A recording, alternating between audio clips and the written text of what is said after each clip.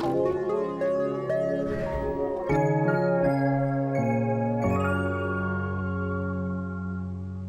folks, it's Jocelyn. Welcome back to Yogi with a Book.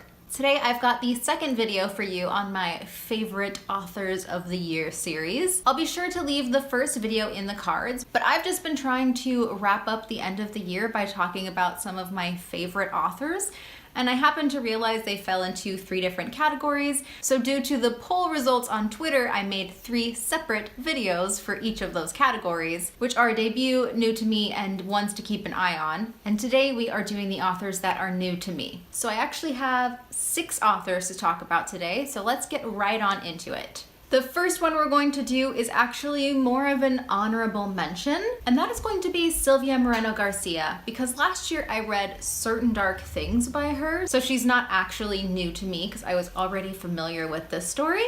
But this year I happened to read 2 more books from her and just recognized that I really love the way she writes characters. All of Silvia Moreno-Garcia's books that I've read are sci-fi or fantasy, though usually on the lighter side of all of those. But she brings such contemporary themes and problems to these fantastical situations that I super appreciate. She's also Mexican-Canadian, and many of her books feature Mexico or Mexican characters in some way, and I am all about it. So she is my number 6 option here, though technically I read her before this year.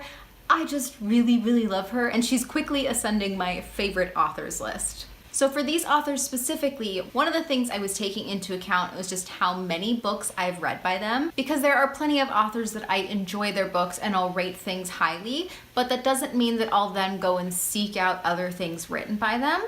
All of these authors, I did happen to do that and was never disappointed, which is how they made this list. The first of those is Audre Lorde, who is super backlist, and she is a Black lesbian feminist who wrote decades ago, but I only started reading from this year. I read 3 things by her this year, the first of which was Black Unicorn, which was a collection of poetry, which I really enjoyed. I think I gave it 4 stars. Then I read Sister Outsider, which is a collection of essays and speeches, which I gave 5 stars, and it's so good. She's so amazing and eloquent and just has such a way with words that I will never have, and I envy her so much for it. And then the third thing I read was Our Dead Behind Us, which was another collection of poetry, though that one was one that I wasn't as big a fan of.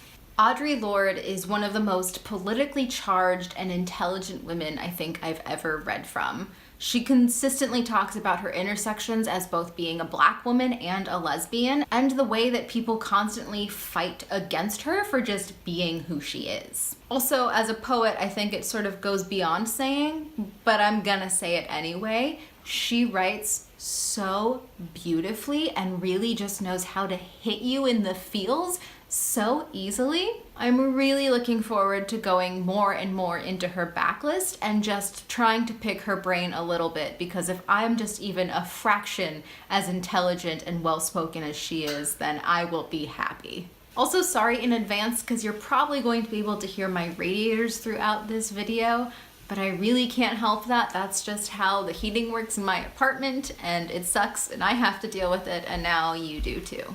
Another author I started reading from this year that I absolutely loved is Kim Fu, and the first book I read from her was The Lost Girls of Camp Forevermore. This was one that I originally got approved from on NetGalley, and I read as an e-arc, but I was just absolutely enamored by it. It made me sob so ugly, but that's okay because the story is just so gorgeous. I gave this one 5 stars, and then I read For Today I Am a Boy, which again made me ugly cry, and I think I gave that one 4 stars. Kim Fu's characters continue to be ones that deal with really heavy subject matter, but the way she really controls and wields the story to do what she wants it to do, I think is a really impressive thing as a writer. Her stories are some of the most tight, and she creates some of the most real characters that I've read in a while. The next 3 authors I'm going to talk about will truly come as no surprise if you've been watching this channel for a while. The first one I'm going to mention is Janelle Milanes, and the book that really made me love her was The Victoria in My Head, which once again I gave 5 stars.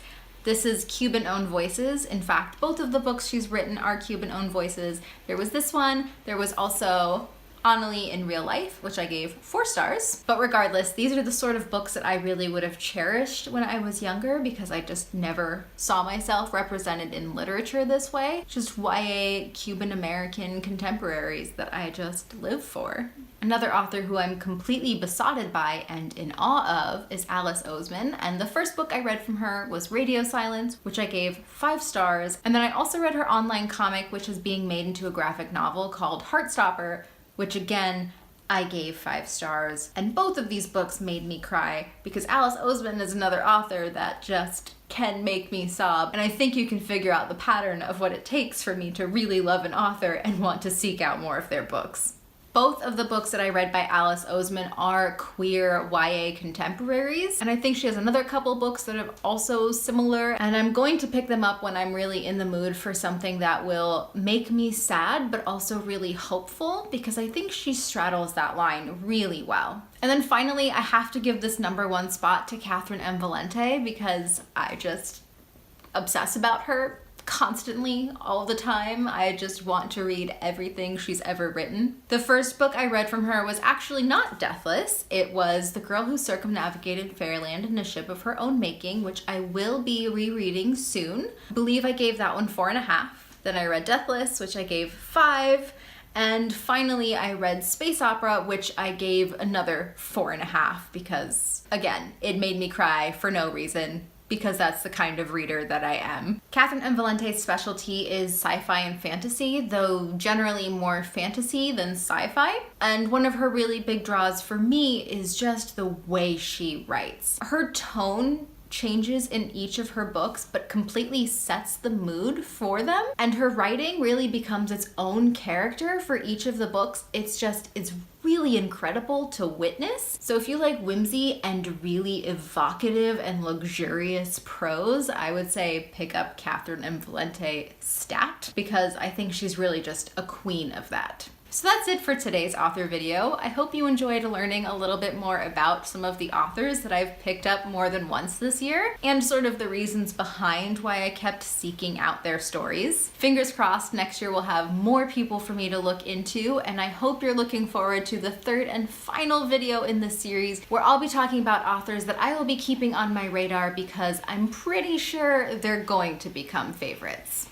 Let me know down below who your most read author of the year was, and if you read a series by them, or if you read more than one book by them, and what kept you coming back. I'm super excited to hear your answers in the comments, and please, if you enjoyed, don't forget to like and subscribe. Otherwise, I'll be back with another video shortly. Bye!